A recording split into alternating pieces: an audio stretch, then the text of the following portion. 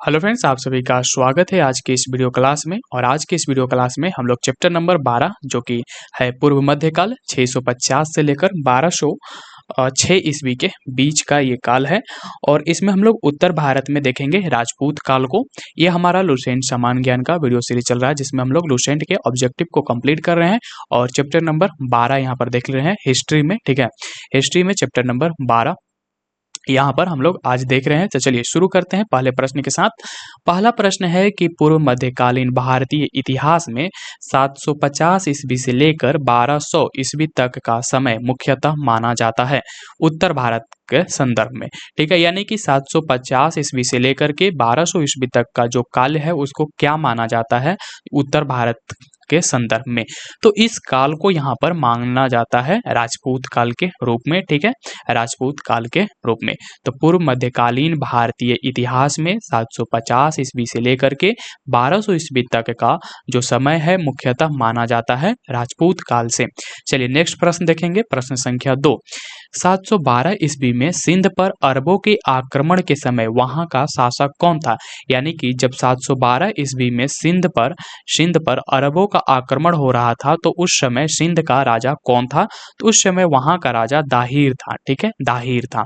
तो 712 ईस्वी में सिंध पर अरबों के आक्रमण के समय वहां का शासक दाहिर था। नेक्स्ट प्रश्न देखेंगे, प्रश्न संख्या 3 है कि सर्वप्रथम भारत में जजिया कर लगाने का श्रेय सिंध के विजेता मोहम्मद बिन कासिम को दिया जाता है। उसने किस वर्ग को इस कर से पूर्णतः मुक्त रखा था? तो यहाँ पर जजिया कर लगाने का जो सर्वप्रथम भारत में जजिया कर लगाने का जो श्रेय दिया जाता है वह मोहम्मद बिन कासिम को दिया जाता है। और इसने जो भारत में जजिया कर से मुक्त रखा था वह ब्राह्मणों को जजिया कर से मुक्त रखा था। ठीक है, ब्राह्मणों को जजिया कर से मुक्त रखा था।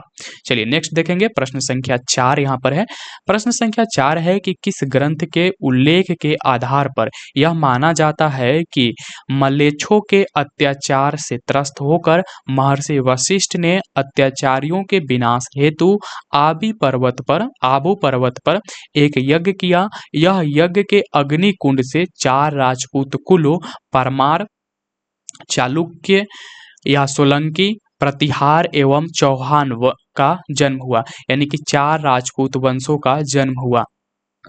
तो यहाँ पर पूछा जा रहा है कि किस ग्रंथ में इस यज्ञ का उल्लेख है। इस यज्ञ का उल्लेख है जिसमें जो महर्षि वशिष्ठ थे अत्याचारियों के विनाश के लिए आबू पर्वत पर यज्ञ करते हैं और 4 राजपूत कुलों का यानी कि 4 राजपूत वंशों का जन्म होता है जो है परमार, चालुक्य, सोलंकी, प्रतिहार एवं चौहान। तो ये जो ग्रंथ था इस ग्रंथ का नाम है पृथ्वीराज रासो। ठीक है, पृथ्वीराज रासो में ऐसा उल्लेख है कि महर्षि जो वशिष्ठ थे उन्होंने अत्याचारियों के विनाश के लिए एक यज्ञ किया था जिससे से राजपूत कुलों का उत्पत्ति हुआ था। ठीक है, और ये ग्रंथ है पृथ्वीराज रासो। चलिए प्रश्न संख्या 5 देखेंगे, ढिलिका या दिल्ली नगर की स्थापना की थी। तो दिल्ली नगर की जो स्थापना की गई थी ये तोमरों ने किया था। ठीक है, तो दिल्ली नगर की स्थापना किसके द्वारा किया गया था? तोमरों के द्वारा। ठीक है, चलिए नेक्स्ट प्रश्न देखेंगे, प्रश्न संख्या 6। प्रश्न संख्या 6 है कि उस शासक का नाम क्या है जिसने विजय स्तंभ का निर्माण करवाया था? विजय स्तंभ का निर्माण जिस शासक ने करवाया था उसका क्या नाम था? तो राणा कुंभा जो थे उन्होंने विजय स्तंभ का निर्माण करवाया था, राणा कुंभा। चलिए आगे देखेंगे, प्रश्न संख्या 7। यहाँ पर है कि निम्नलिखित में से भारत पर पहली बार आक्रमण करने वाला कौन था? तो भारत पर पहली बार अगर आक्रमण की बात करें तो वह अरब थे। ठीक है, अरब जो थे ये भारत पर पहली बार आक्रमण करने वाले थे। चलिए नेक्स्ट प्रश्न देखेंगे, प्रश्न संख्या 8। प्रश्न संख्या 8 है कि पृथ्वीराज रासो निम्नलिखित में से किसने लिखा था? देखिए पृथ्वीराज जो रासो है यह चंद्रबदाई के द्वारा लिखा गया था। चंद्रबरदाई के द्वारा लिखा गया था। चंद्रबरदाई के द्वारा पृथ्वीराज रासो लिखा गया था। तो प्रश्न था कि पृथ्वीराज रासो निम्नलिखित में से किसके द्वारा लिखा गया था? तो ये चंद्रबरदाई के द्वारा लिखा गया था। चलिए प्रश्न संख्या 6 देखेंगे, प्रश्न संख्या 9 देखेंगे। यहाँ पर है कि पूर्व मध्यकालीन भारत के शासक राजवंशों के साथ उनके राजधानियों का मेल बैठाएं। यानी कि यहाँ पर एक तरफ शासक का दिया हुआ है, दूसरे तरफ उनके राजवंशों के बारे में शासक के राजवंशों की राजधानियां दी गई है दूसरी तरफ। तो यहाँ पर हम लोग उनके राजधानियों को मिलान करेंगे। ठीक है, तो एक तरफ शासक दिया गया है, दूसरी तरफ राजधानियां दी हुई है। चलिए यहाँ पर सबसे पहले देखते हैं प्रतिहार और परिहार। ये जो वंश है प्रतिहार एवं परिहार वंश, इसकी राजधानी जो है वह कन्नौज थी। ठीक है, प्रतिहार या परिहार वंश जो था इसकी राजधानी कन्नौज थी। चंदेल का जो राजधानी है वह खजुराहो थी। परमार या पवार वंश की राजधानी धार थी। ठीक है, परमार या पवार वंश की राजधानी धार, चंदेल वंश की राजधानी खजुराहो और चालुक्य या सोलंकी वंश की जो राजधानी थी वह अहिलवाड़ था। ठीक है, अहिलवाड़ में था। तो ये इस तरह से मिला हुआ है, आप इसे याद कर लीजिएगा। चलिए प्रश्न संख्या अब यहाँ पर हम लोग 10 देखेंगे। प्रश्न संख्या 10 है कि 1100 ईस्वी में निर्मित मंदिर जो भुवनेश्वर के अन्य मंदिरों पर प्रधानता रखता है कौन सा है? तो 1100 ईस्वी में एक मंदिर निर्मित होता है जो भुवनेश्वर के अन्य मंदिरों पर प्रधानता रखता है। उस मंदिर का नाम क्या है? तो उस मंदिर का नाम है त्रिभुवनेश्वर लिंगराज मंदिर। त्रिभुवनेश्वर लिंगराज मंदिर 1100 ईस्वी में यह निर्मित होता है और भुवनेश्वर के अन्य मंदिरों में इसकी प्रधानता है। चलिए आगे देखेंगे प्रश्न संख्या 11। यहाँ पर है कि दिलवाड़ा मंदिर कहाँ स्थित है? जो दिलवाड़ा मंदिर है वह कहाँ पर स्थित है? तो दिलवाड़ा मंदिर जो है वह आबू पर्वत पर स्थित है। दिलवाड़ा मंदिर कहाँ पर स्थित है? आबू पर्वत पर स्थित है। नेक्स्ट प्रश्न देखेंगे प्रश्न संख्या 12। यहाँ पर है कि खजुराहो स्थित मंदिरों का निर्माण किसने किया था? देखिए खजुराहो स्थित जो मंदिर थे उनका निर्माण चंदेल राजपूतों ने किया था। तो खजुराहो स्थित मंदिर का निर्माण किसने किया था? चंदेल राजपूतों ने। प्रश्न संख्या हम लोग 13 देखेंगे। विजय स्तंभ कहाँ स्थित है? देखिए जो विजय स्तंभ है वह चित्तौड़गढ़ में स्थित है। विजय स्तंभ कहाँ पर स्थित है? चित्तौड़गढ़ में स्थित है। ठीक है, चलिए आगे देखेंगे प्रश्न संख्या 14 है कि लिंगराज मंदिर की नींव डाली थी। लिंगराज मंदिर की नींव किसने डाली थी? तो यह है यायती केसरी ने यहाँ पर डाला था। लिंगराज मंदिर की नींव जो है यायती केसरी ने डाला था। चलिए आगे देखेंगे प्रश्न संख्या 15। प्रश्न संख्या 15 है कि सोमनाथ के मंदिर पर 1025 ईस्वी में मोहम्मद गजनबी के आक्रमण के समय गुजरात का शासक कौन था? यानी कि जब सोम मंदिर पर आक्रमण हो रहा था, सोमनाथ मंदिर पर जब आक्रमण हो रहा था तो उस समय गुजरात का शासक कौन था? तो उस समय गुजरात का जो शासक था वह भीमदेव प्रथम था। ठीक है, भीमदेव प्रथम जब प्रथम थे जब सोमनाथ के मंदिर पर 1025 ईस्वी में मोहम्मद गजनबी के द्वारा आक्रमण हो रहा था तो गुजरात का शासक भीमदेव प्रथम थे।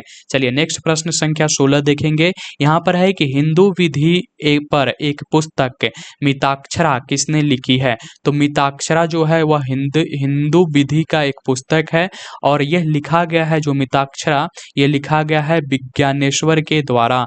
विज्ञानेश्वर ने लिखा है मिताक्षरा। तो मिताक्षरा के लेखक कौन हुए?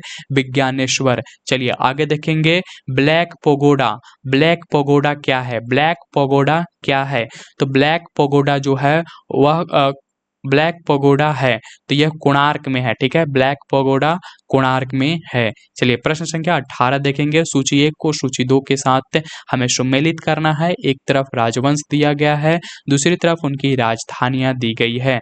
ठीक है, जैसे कि चौहान या चाहमान राजवंश की जो राजधानी है वह अजमेर में है। चौहान या चाहमान वंश की राजधानी कहाँ पर है? वह अजमेर में है। दूसरा यहाँ पर है गढ़वाल या राठौर वंश की राजधानी कहाँ पर है? ये कन्नौज में है। गढ़वाल या राठौर वंश की राजवंश की जो राजधानी है वह कहाँ पर है? कन्नौज में है। गोहिलौत या सिसोदिया वंश राजवंश की जो राजधानी है वह चित्तौड़ में है।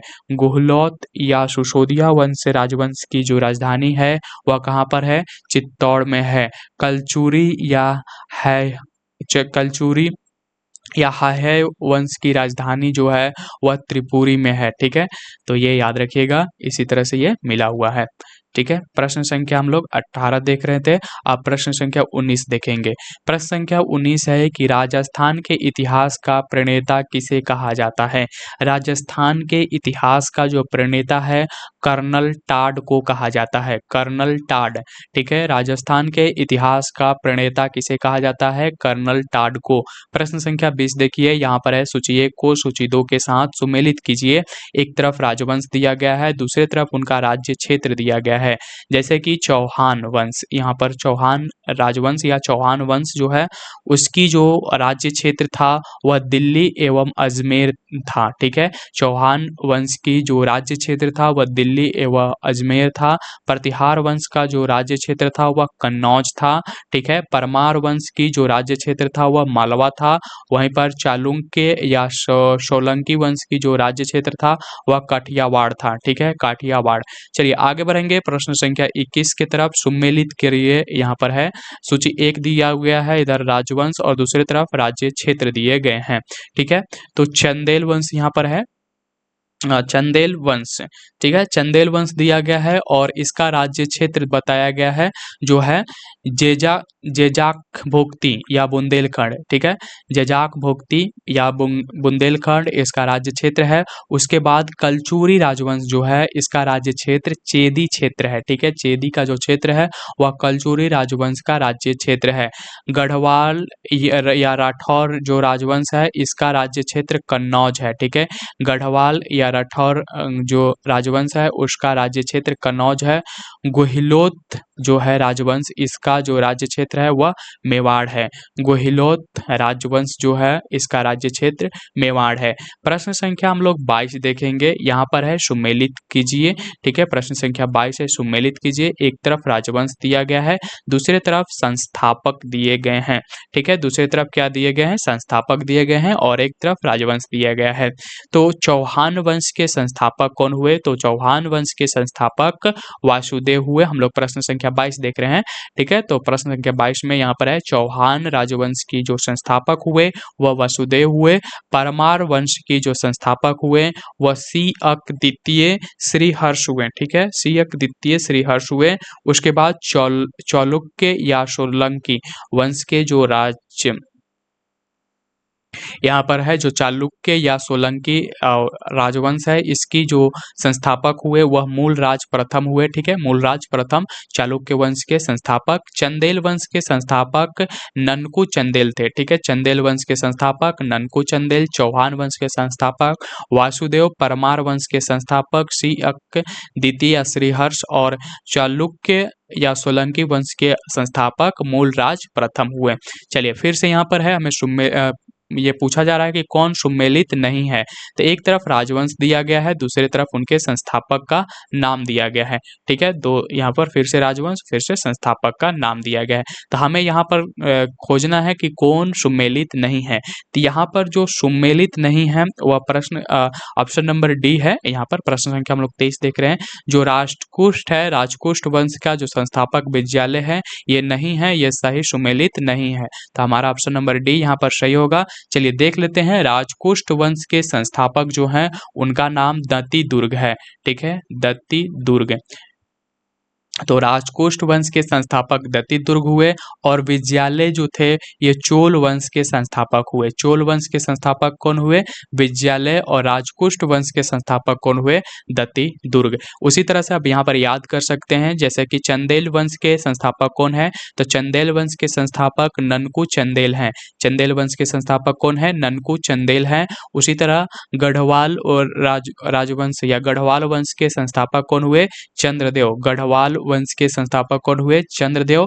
कलचुरी वंश के संस्थापक कौन हुए, तो कलचुरी वंश के संस्थापक कोकल हुए, कोकल प्रथम। ठीक है, उसके बाद राजकोष्ठ वंश के संस्थापक कौन हुए, तो राजकोष्ठ वंश के संस्थापक दत्ती दुर्ग हुए और चोल वंश के संस्थापक विद्यालय हुए। चलिए आगे देखेंगे प्रश्न संख्या यहाँ पर 24। प्रश्न संख्या 24 है कि हरिकेली नाटक का रचयिता है। हरिकेली नाटक के रचयिता कौन है, तो चौहान शासक विग्रहराज यहाँ पर चतुर्थ या फिर बिसल देव, यही है बिसल देव। ठीक है, तो हरिकेली नाटक का रचयिता कौन है? बिसल देव, आप ये नाम याद रखिए। या फिर चौहान शासक जो है विग्रह राज चतुर्थ, आप याद रखिएगा। ठीक है, चलिए आगे बढ़ेंगे। प्रश्न संख्या 25 यहाँ पर है कि किस नाटक के कुछ अंश अढ़ाई दिन का झोपड़ा मस्जिद के दीवारों पर अंकित है? तो अढ़ाई दिन का जो झोपड़ा मस्जिद है उसके उसके दीवारों पर जो अंकित है वह है हरिकेली नाटक के कुछ अंश। ठीक है, हरिकेली नाटक के कुछ अंश जो है अढ़ाई दिन का झोपड़ा नामक मस्जिद के दीवारों पर अंकित है। चलिए प्रश्न संख्या 26 देखेंगे। यहाँ पर है कि रानी पद्मिनी का नाम अलाउद्दीन खिलजी के चित्तौड़ विजय से जोड़ा जाता है, उसके पति का नाम है। तो रानी पद्मिनी का पति का नाम क्या है? तो रानी पद्मिनी जो थी उनकी पति का नाम राणा रतन सिंह था। राणा रतन सिंह जो था रानी पद्मिनी का पति का नाम था, और रानी पद्मिनी का नाम जो है अलाउद्दीन खिलजी की चित्तौड़ विजय से जोड़ा जाता है। अब यहाँ पर हम लोग प्रश्न संख्या 27 देखेंगे। प्रश्न संख्या 27 है कि विक्रमशिला शिक्षा केंद्र के संस्थापक का नाम है। देखिए विक्रमशिला जो विश्वविद्यालय है उसके संस्थापक का नाम क्या है? तो उसके संस्थापक का नाम धर्मपाल है। ठीक है, तो धर्मपाल जो थे वह विक्रमशिला विश्वविद्यालय के संस्थापक हुए। चलिए प्रश्न संख्या 28 देखेंगे। प्रश्न संख्या 28 है कि निम्नलिखित में से किस मंदिर परिसर में एक भारी भरकम नंदी की मूर्ति है जिसे भारत की विशालतम नंदी मूर्ति माना जाता है? तो यहाँ पर बात ये पूछा जा रहा है कि वह कौन सा मंदिर परिसर है जहाँ पर नंदी की एक भारी भरकम मूर्ति है? तो वह मंदिर है कंदरिया महादेव मंदिर। कंदरिया महादेव मंदिर में नंदी की एक विशाल मूर्ति है। ठीक है, भारत की विशालतम नंदी की मूर्ति है कंदरिया महादेव मंदिर में। ठीक है, कंदरिया महादेव मंदिर में। चलिए प्रश्न संख्या हम लोग 29 देख रहे हैं। यहाँ पर है कि निम्नलिखित में से किसे एक नए संवत चलाने का यश प्राप्त है? तो नए संवत चलाने का जो यश प्राप्त हुआ था वह प्राप्त हुआ था लक्ष्मण सेन को। ठीक है, लक्ष्मण सेन को नए संवत चलाने का यश प्राप्त हुआ था। प्रश्न संख्या 30 है कि गीत गोविंद के रचनाकार जयदेव किस भाषा को अलंकृत करते थे? तो गीत गोविंद के रचना किसने किया था? जयदेव, ये भी याद रखिएगा। गीत गोविंद के रचनाकार कौन है? जयदेव। ठीक है, और ये किसकी सभा को अलंकृत करते थे? तो ये जो जयदेव थे ये लक्ष्मण सेन की सभा को अलंकृत करते थे या लक्ष्मण सेन की सभा में रहते थे। ठीक है, तो गीत गोविंद के रचनाकार जयदेव हैं और ये लक्ष्मण सेन की सभा को अलंकृत करते थे। प्रश्न संख्या यहाँ पर हम लोग 31 देख रहे हैं। प्रश्न संख्या 31 है कि किसने सोमपुर महाविहार का निर्माण कराया था? ठीक है, सोमपुर महाविहार का निर्माण किसने कराया था ये आपको बताना है। प्रश्न संख्या हम लोग यहाँ पर 31 देख रहे हैं। ठीक है, तो यहाँ पर जो सोमपुर महाविहार है इसका निर्माण जो है कराया गया था धर्मपाल के द्वारा। ठीक है, ऑप्शन नंबर सी यहाँ पर होगा। धर्मपाल के द्वारा जो है सोमपुर महाविहार का निर्माण करवाया गया था धर्मपाल के द्वारा। ठीक है, धर्मपाल के द्वारा। चलिए आगे देखेंगे प्रश्न संख्या यहाँ पर हम लोग 32। ठीक है, नेक्स्ट प्रश्न हमारा यहाँ पर 32 है कि भुवनेश्वर तथा पुरी के मंदिर किस शैली से निर्मित है? ठीक है, तो ये जो मंदिर है किस शैली से निर्मित है ये आपको बताना है। तो भुवनेश्वर तथा पुरी की जो मंदिर है, प्रश्न संख्या 32 यहाँ पर है कि भुवनेश्वर तथा पुरी के मंदिर किस शैली से निर्मित हैं? देखिए ये जो भुवनेश्वर तथा पुरी के जो मंदिर है ना, ये जो मंदिर है ये नगर शैली में निर्मित है। ठीक है, नगर शैली में मंदिर निर्माण की शैली है जो कि भुवनेश्वर तथा पुरी की जो मंदिर है वह नगर शैली में निर्मित है। चलिए प्रश्न संख्या यहाँ पर अब हम लोग 33 देख रहे हैं। प्रश्न संख्या 33 है कि राजवंश जो कन्नौज पर आधिपत्य स्थापित करने में त्रिकोणीय संघर्ष में उलझे हुए थे यानी कि वे कौन से राजवंश थे जो कन्नौज पर अधिकार प्राप्त करने के लिए, आधिपत्य स्थापित करने के लिए त्रिकोणीय संघर्ष में शामिल हुए थे? तो वो जो थे कौन कौन से राजवंश थे? तो वो राजवंश थे यहाँ पर पाल वंश, ठीक है, पाल वंश, प्रतिहार वंश और राजकोष्ठ। यही तीनों जो थे आपस में लड़ रहे थे, त्रिपक्षीय संघर्ष कर रहे थे। क्यों? क्योंकि इन्हें कन्नौज पर अधिकार स्थापित करना था, आधिपत्य स्थापित करना था। ये तीनों आपस में लड़कर खत्म हो जाते हैं। चलिए प्रश्न संख्या 34 देखेंगे। भारत में प्रथम आक्रमणकारी था। भारत में प्रथम आक्रमणकारी जो था वह मोहम्मद बिन कासिम था। भारत में प्रथम आक्रमणकारी कौन था? मोहम्मद बिन कासिम। चलिए प्रश्न संख्या अब यहाँ पर हमारे सामने है 35। ठीक है, प्रश्न संख्या 35 है कि जगन्नाथ मंदिर किस राज्य में है। देखिए जो जगन्नाथ मंदिर है ना, ये किस राज्य में है? तो ये उड़ीसा में है। जगन्नाथ मंदिर कहाँ पर है? उड़ीसा में है। जगन्नाथ मंदिर उड़ीसा में है। चलिए प्रश्न संख्या 36 देखेंगे। पुरी में स्थित कोणार्क के विशाल सूर्यदेव के मंदिर के निर्माता थे। यानी कि पुरी में जो स्थित कोणार्क मंदिर है उस जो कि सूर्यदेव के मंदिर हैं उसके निर्माता कौन थे? तो उसको निर्माण करने वाले नरसिंह प्रथम थे। ठीक है, चलिए आगे बढ़ेंगे। प्रश्न संख्या 37 यहाँ पर है कि अजय पाल संस्थापक थे। अजय पाल जो थे, अजय पाल ये अजमेर के संस्थापक थे। तो अजमेर के संस्थापक के नाम से किनको अजमेर के संस्थापक जो थे वो अजय पाल थे। ठीक है, अजय पाल संस्थापक हुए अजमेर के। चलिए प्रश्न संख्या 38 देखेंगे। यहाँ पर प्रश्न संख्या 38 है कि निम्नलिखित में कौन कविराज के नाम से विख्यात था। तो देखिए कविराज के नाम से जो विख्यात हुए थे वह भोज परमार थे। ठीक है, भोज परमार जो हैं वह कविराज के नाम से विख्यात हुए थे, भोज परमार। चलिए आगे बढ़ते हैं। प्रश्न संख्या 39 है कि भोज परमार द्वारा रचित पुस्तकें हैं। देखिए भोज परमार द्वारा जो पुस्तकें रचित हैं वो ये सभी जो चारों पुस्तक है ये भोज परमार के द्वारा ही रचित किया गया था। जैसे यहाँ पर है सम्रांगण सूत्र, सम्रांगण सूत्र भी भोज परमार के द्वारा लिखा गया था। सरस्वती कंठभारण जो है ये भी भोज परमार के द्वारा लिखा गया था या राजा भोज के द्वारा लिखा गया था। योग सूत्र वृत्ति जो है भोज परमार के द्वारा लिखा गया था। और आयुर्वेद सर्वस्व ये भी जो है भोज परमार के द्वारा लिखा गया था। ये चारों पुस्तकें जो है, ये चारों पुस्तकें जो है राजा भोज के द्वारा लिखा गया था, भोज परमार के द्वारा लिखा गया था। चलिए प्रश्न संख्या हम लोग 40 देखेंगे। यहाँ पर है सम्रांगण सूत्रधार का विषय है। सम्रांगण सूत्रधार का विषय है यानी कि जो ये पुस्तक थी भोज परमार का, उसमें सम्रांगण सूत्र जो है वह किस विषय का पुस्तक है? तो वह था स्थापत्य शास्त्र का विषय। स्थापत्य शास्त्र का विषय था सम्रांगण सूत्र। चलिए आगे बढ़ेंगे। प्रश्न संख्या 41 उसकी मृत्यु में धारा नगरी, विधा और विद्वान तीनों ही निराश्रित हो गए। ठीक है, निराश्रित हो गए। यहाँ पर एक कथन है कि उसकी मृत्यु से धारा नगरी, विधा और विद्वान तीनों ही निराश्रित हो गए। यहाँ पर है कि अधधारा, निराधारा, निरालंबा, सरस्वती या पंडिता, खंडिता, सर्वभोज्य राजे दिवंगते। तो यह उक्ति किस शासक से संबंधित है? तो ये मतलब किसके लिए कहा गया था? तो ये भोज परमार से संबंधित है। ठीक है, किसके संबंध में है? तो ये राजा भोज परमार से संबंधित है। चलिए आगे बढ़ेंगे। प्रश्न संख्या 42 यहाँ पर प्रश्न संख्या 42 है कि किस शासक के दरबार में जैन आचार्य हेमचंद्र को संरक्षण मिला। ठीक है, तो देखिए इस कथन का यहाँ पर मतलब है कि किसके मरने से जो धारा नगरी है, विद्या के क्षेत्र है, विद्वान है, ये सभी तीनों जो है क्या हो गए? उदास हो गए, निराश हो गए। तो ये राजा भोज के लिए था। यहाँ पर प्रश्न संख्या 41 में हम लोग थोड़ा सा देख लेते हैं। अब हम लोग प्रश्न संख्या 42 देखते हैं फिर से।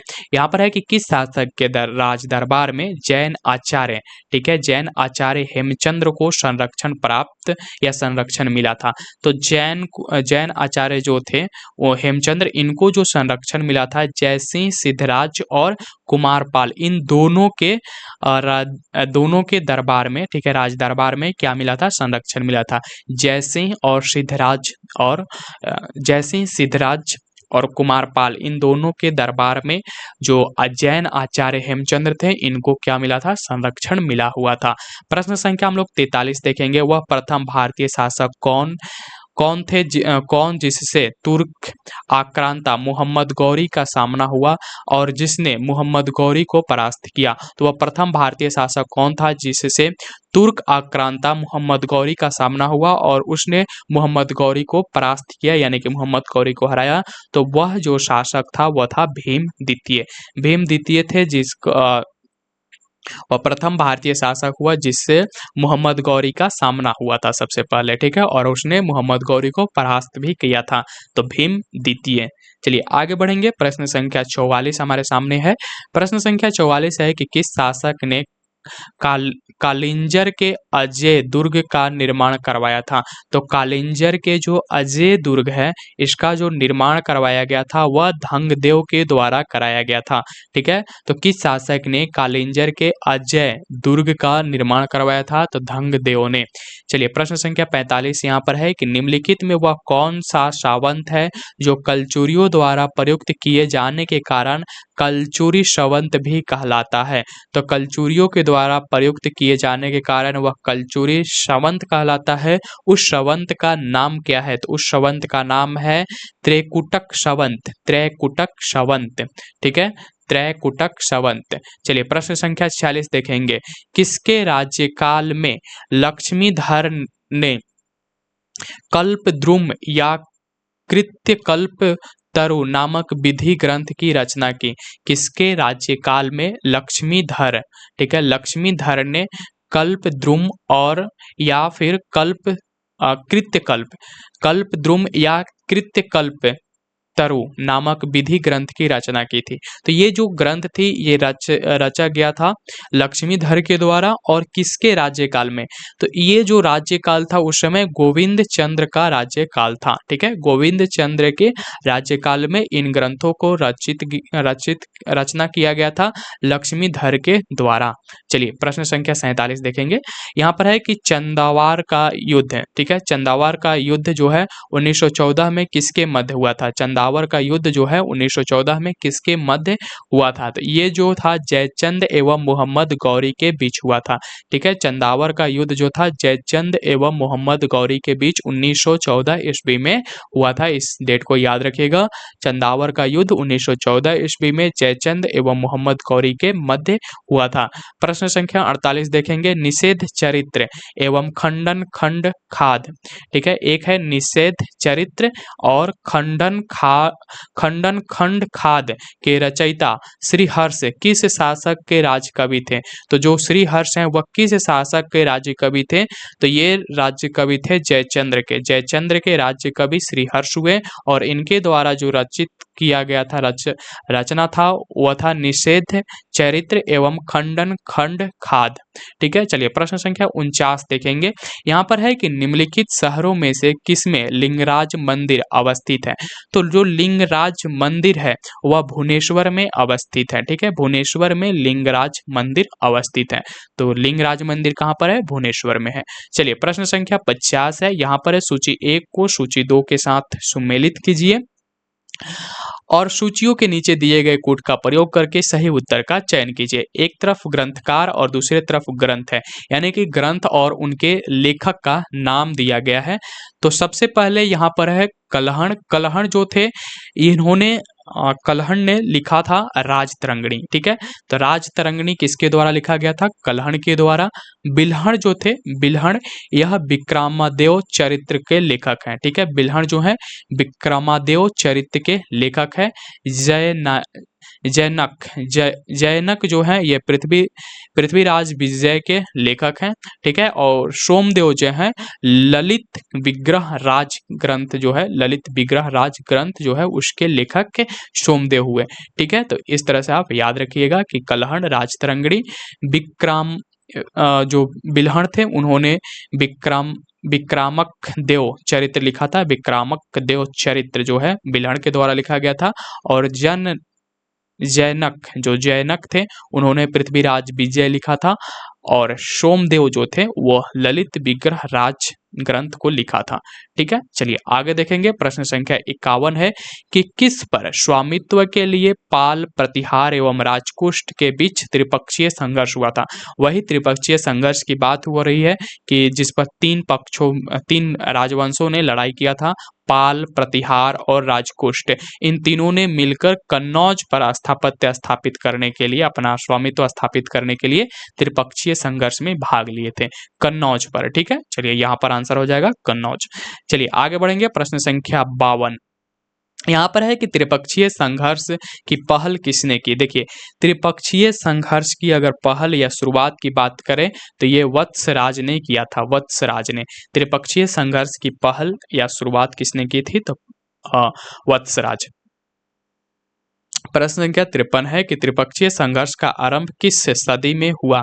त्रिपक्षीय संघर्ष का जो आरंभ हुआ था वह किस सदी में हुआ था, तो ये हुआ था 8वीं सदी में। ठीक है, 8वीं सदी ईस्वी में, 8वीं सदी में यहाँ पर हुआ था। त्रिपक्षीय संघर्ष का आरंभ कब हुआ था, 8वीं सदी।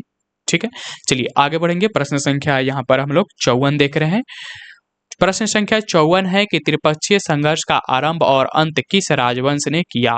तो त्रिपक्षीय संघर्ष का आरंभ और अंत दोनों जो है, आरंभ और अंत, ये प्रतिहार राजवंशों ने किया था। ठीक है, प्रतिहार राजवंशों ने किया था। ठीक है, त्रिपक्षीय संघर्ष का आरंभ और अंत किस राजवंश ने किया, तो प्रतिहार राजवंश ने। प्रश्न संख्या हम लोग 55 देखेंगे। यहाँ पर है कि त्रिपक्षीय संघर्ष में भाग लेकर उत्तर भारत की राजनीति में हस्तक्षेप करने वाली और दक्षिण से उत्तर पर आक्रमण करने वाली दक्षिण की प्रथम शक्ति थे। ठीक है, तो त्रिपक्षीय संघर्ष में भाग लेकर उत्तर भारत की राजनीति में हस्तक्षेप करने वाली और दक्षिण से उत्तर पर आक्रमण करने वाली दक्षिण की प्रथम शक्ति कौन थी, यानी कि दक्षिण की वह कौन शक्ति थी जो दक्षिण से उत्तर की ओर आक्रमण की थी। ठीक है, और उत्तर भारत की राजनीति में हस्तक्षेप की थी। तो ये जो राजवंश था वह राजकुष्ट राजवंश था। ठीक है, राजकुष्ट और राजवंश दक्षिण भारत की ऐसी शक्ति थी जो उत्तर भारत की राजनीति में हस्तक्षेप कर रही थी। चलिए प्रश्न संख्या 56 देखेंगे। पाल वंश का संस्थापक कौन था। देखिए, पाल वंश के संस्थापक का नाम आपको याद रखना होगा और वो है गोपाल। ठीक है, तो पाल वंश के संस्थापक कौन हुए, गोपाल। ठीक है, आगे बढ़ेंगे। प्रश्न संख्या यहाँ पर हम लोग देख रहे हैं 56 के बाद 57। पाल वंश की राजधानी, पाल वंश की राजधानी कहाँ पर है। देखिए, पाल वंश की राजधानी मुंगेर या मदगिरी के नाम से जाना जाता है, तो इसे मुंगेर या मदगिरी के नाम से आप याद रख सकते हैं। चलिए आगे देखते हैं। राष्ट्रकूट वंश का संस्थापक था। राष्ट्रकूट वंश के जो संस्थापक थे उनका नाम क्या था, तो राष्ट्रकूट वंश के संस्थापक का नाम था दत्तिदुर्ग। ठीक है, दत्तिदुर्ग या दत्तिवर्मन द्वितीय, याद रखिएगा। राष्ट्रकूट वंश के संस्थापक का नाम दत्तिदुर्ग या दत्तिवर्मन द्वितीय था। राष्ट्रकूट वंश की राजधानी थी, यानी कि राष्ट्रकूट वंश की राजधानी कहाँ थी, तो राष्ट्रकूट वंश की जो राजधानी थी, ठीक है, राष्ट्रकूट वंश की राजधानी मालखंड या मान्यखेत था। मालखंड या मान्यखेत में राष्ट्रकूट वंश की राजधानी थी। प्रश्न संख्या 60 देख रहे हैं। किस प्रतिहार शासक ने आदि विराह की उपाधि धारण की। आदि विराह की उपाधि धारण की, किस प्रतिहार शासक ने आदि विराह की उपाधि धारण की थी, तो यह महिर भोज था जिसने आदि विराह की उपाधि धारण की थी। चलिए आगे देखेंगे। प्रश्न संख्या 61 यहाँ पर है कि किस विदेशी यात्री ने गुर्जर प्रतिहार वंश को अल गुजर एवं इस वंश के शासकों को बौरा कहकर पुकारा था। यानी कि वह कौन विदेशी यात्री था जो गुर्जर प्रतिहार वंश के वंश को अल गुजर और उस वंश के शासकों को बौरा कहकर पुकारा था।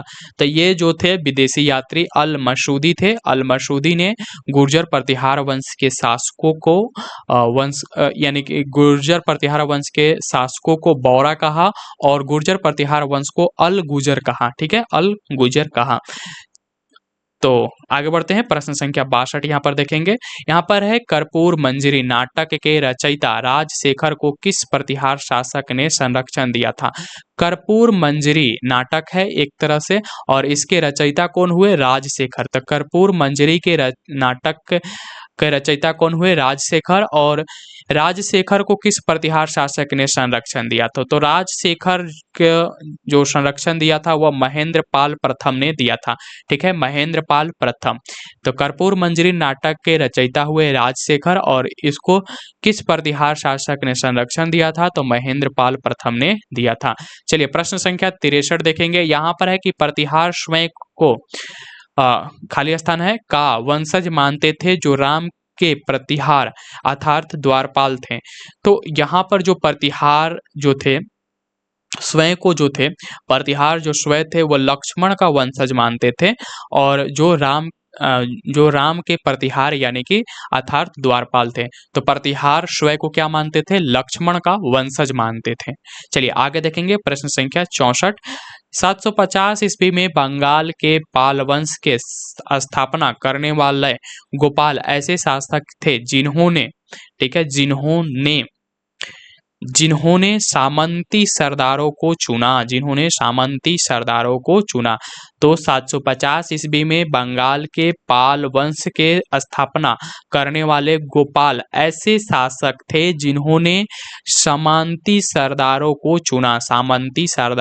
चुना। चलिए प्रश्न संख्या हम लोग यहाँ पर देख रहे हैं 65। प्रश्न संख्या 65 है कि किस पाल शासक को गुजराती कवि शोडडल ने उत्तरापथ स्वामीन कहा? ठीक है, स्वामीन कहा, यानी कि कौन सा पाल शासक था जिसको गुजराती कवि शेंडल ने उत्तरापथ स्वामीन कहा था? तो ये शासक था धर्मपाल। ठीक है, धर्मपाल। किस पाल शासक ने गुजराती कवि शेंडल ने उत्तरापथ स्वामीन कहा? यानी कि किस शासक को, यहाँ पर एक गुजराती कवि थे जिनका नाम था शेंडल, और इन्होंने उसे उत्तरापथ स्वामीन कहा था। तो वह धर्मपाल था, उसी को उत्तरापथ स्वामीन कहा। चलिए प्रश्न संख्या 66 देखेंगे। 9वीं सदी में भारत आए अरब यात्री सुलेमान ने किस साम्राज्य को रुहमा कहकर संबोधित किया था? रुहमा। ठीक है, तो 9वीं सदी में भारत आए अरब यात्री सुलेमान को किस साम्राज्य को, जो अरब यात्री सुलेमान थे उन्होंने किस साम्राज्य को रुहमा कहा था? तो ये जो अरब यात्री थे इन्होंने रोमा कहा था पाल वंश को। ठीक है, पाल वंश को। तो 9वीं सदी में भारत आए अरब यात्री सुलेमान जो थे इन्होंने किस साम्राज्य को रुहमा कहकर पुकारा था या संबोधित किया था? तो वह था पाल वंश। चलिए प्रश्न संख्या 67 देखेंगे। हिंदू विधि की एक प्रसिद्ध पुस्तक दाय भाग के रचयिता थे। देखिए दाय भाग के रचयिता की बात करें तो वो थे जिमुतवाहन। जिमुतवाहन जो थे वो दाय भाग के रचयिता हुए। ठीक है, हिंदू विधि की एक प्रसिद्ध पुस्तक है दाय भाग, और इसके रचयिता जिमुतवाहन हुए। चलिए प्रश्न संख्या 68 देखेंगे। यहाँ पर रामचरित्र की रचना किसने की?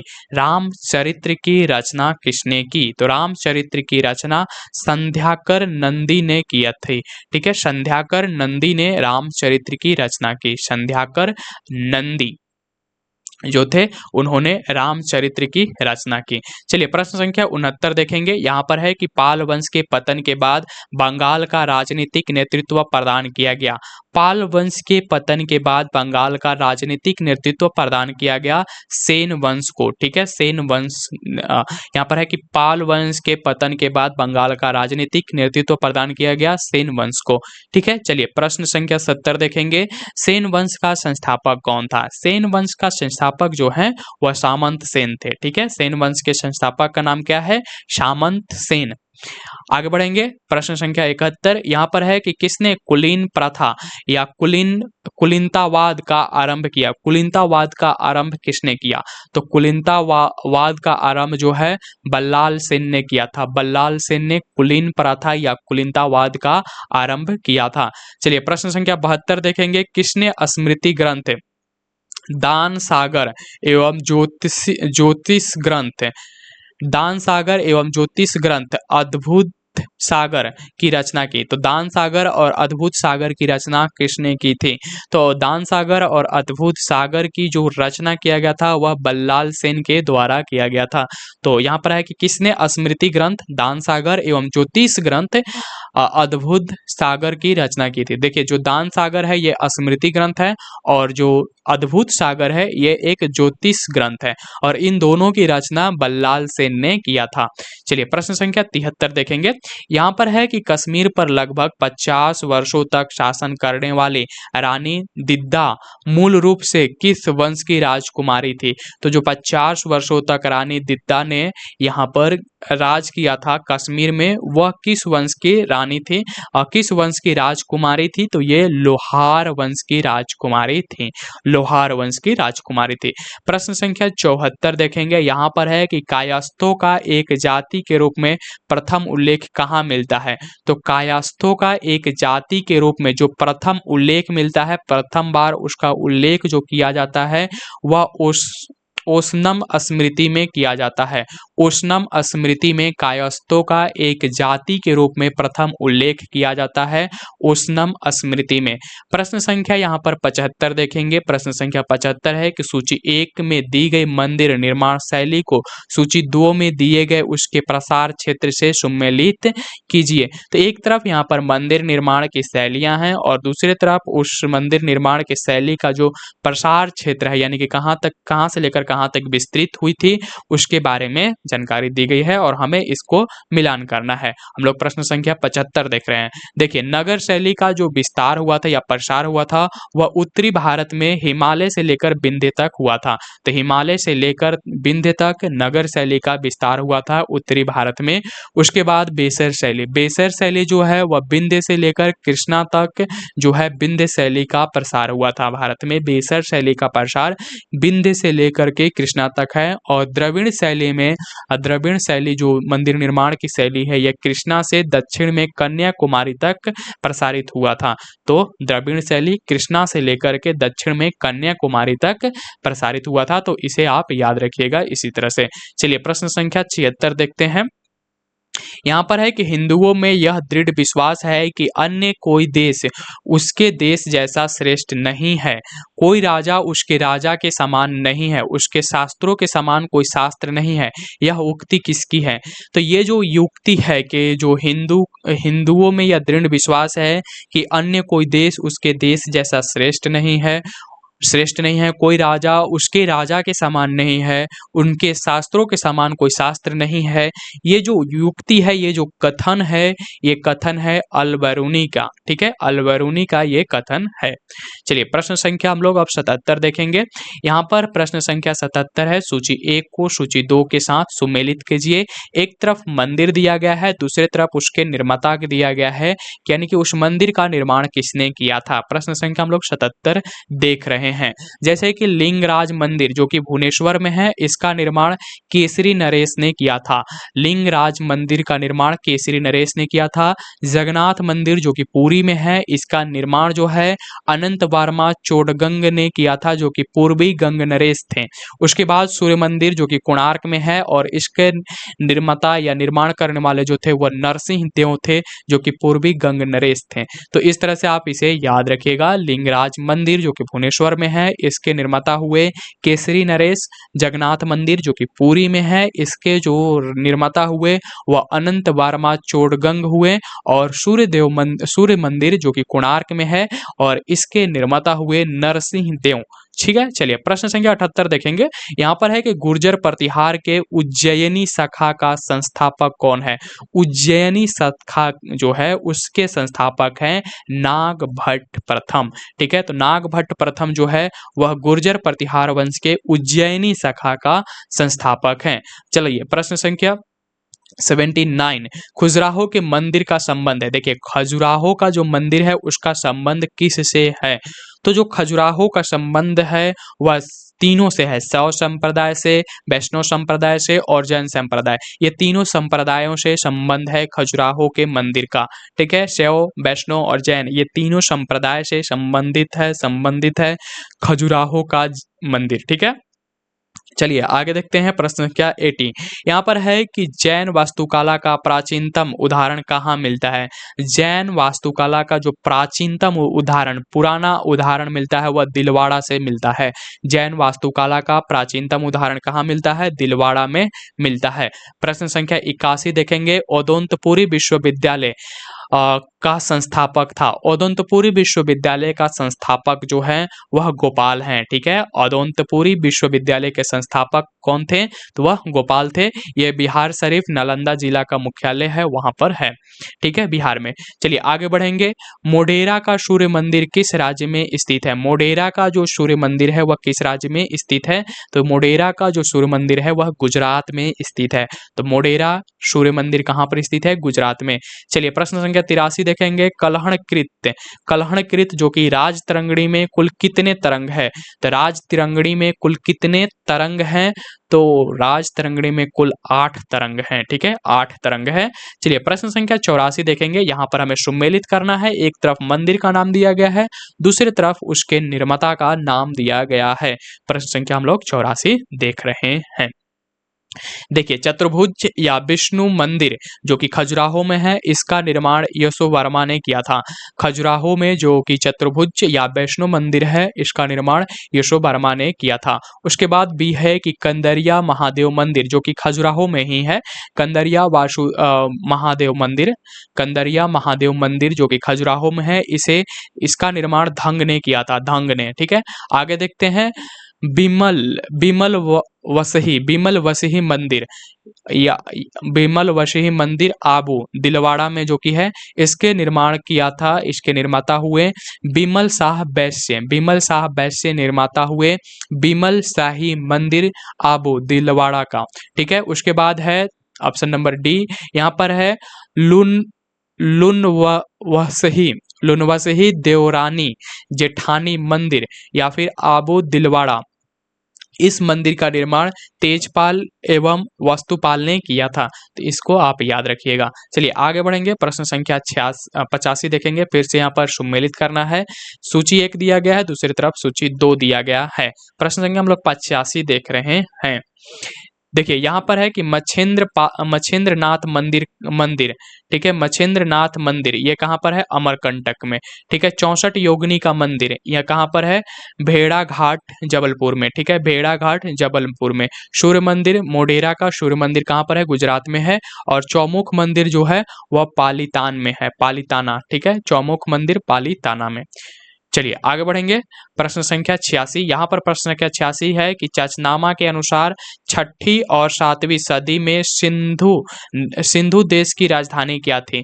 तो चाचनामा के अनुसार 6ठी और 7वीं सदी में सिंधु देश की राजधानी क्या थी। तो चाचनामा के अनुसार सिंधु जो देश है उसकी राजधानी जो थी वह थी अरोड थी। ठीक है, ये चाचनामा के अनुसार। तो आज की वीडियो को यहीं पर समाप्त करेंगे। ये हमारा चैप्टर नंबर 12 था, जिसमें हम लोगों ने देखा पूर्व मध्यकाल को। अगला जो हमारे वीडियो आएगी चैप्टर नंबर 13 की, वो जो होगा वह होगा पूर्व मध्यकाल पर। ठीक है, यह जो अगला वीडियो आएगी वह चैप्टर नंबर 12 पर ही रहेगा, उसका दूसरा भाग। ये पहला भाग था, तो 12 का दूसरा भाग जिसमें पूर्व मध्यकाल देखेंगे जो कि 650 से लेकर 1206 ईस्वी के बीच हुआ होगा, जिसमें हम लोग दक्षिण भारत को देखेंगे। अभी हम लोग देख रहे थे राजपूत काल को। ठीक है, उत्तर भारत के संदर्भ में राजपूत काल को देख रहे थे। और जो अगली वीडियो जो आएगी वह दक्षिण भारत पर आएगी। ठीक है, दक्षिण भारत पर नेक्स्ट वीडियो आएगी।